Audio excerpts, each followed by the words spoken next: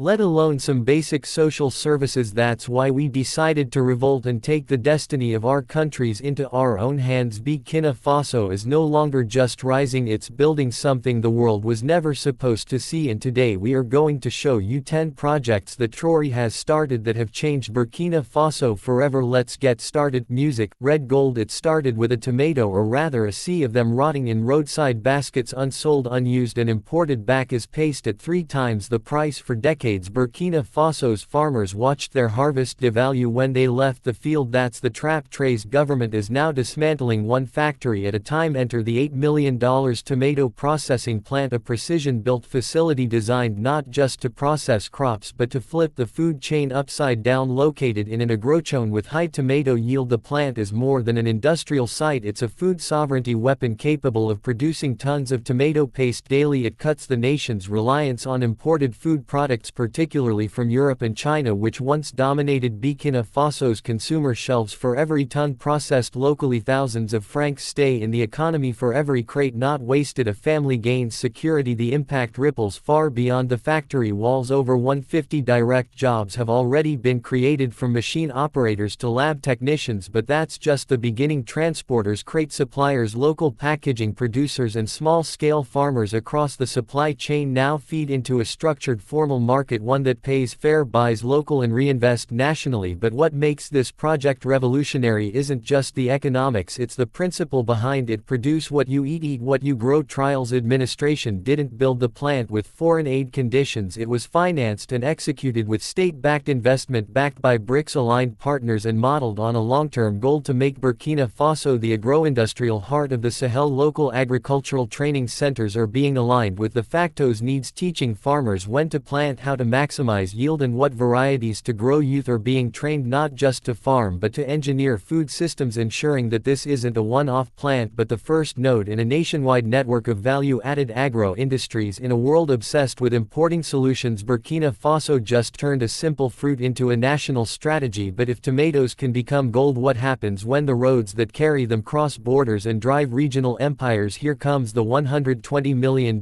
corridor. Here's a reminder to please like and share the video and subscribe to our channel to watch more videos on Black culture, history, civilization and identity. Let's continue now. Tomatoes need markets, markets need roads, and Burkina Faso is building them not just for convenience but for control. The $120 million Bobo Dioulasso Ivory Coast motorway is more than a highway, it's a high-stakes corridor of sovereignty stretching from Burkina Faso's second-largest city to the Ivorian border. This major infrastructure project connects local producers to ports, traders to buyers, and a once landlocked economy to the Atlantic. For farmers delivering processed goods like tomato paste, it means quicker transport, fewer middlemen and access to international demand. But the road carries more than products, it carries strategy designed for regional integration. The highway is a direct challenge to the historical choke points that kept Burkina Faso dependent on others for trade access. It cuts transport costs, trims delivery times and unlocks the potential of southern trade routes long neglected in favor of northern corridors tied to French influence. Unlike past mega projects, this one is grounded in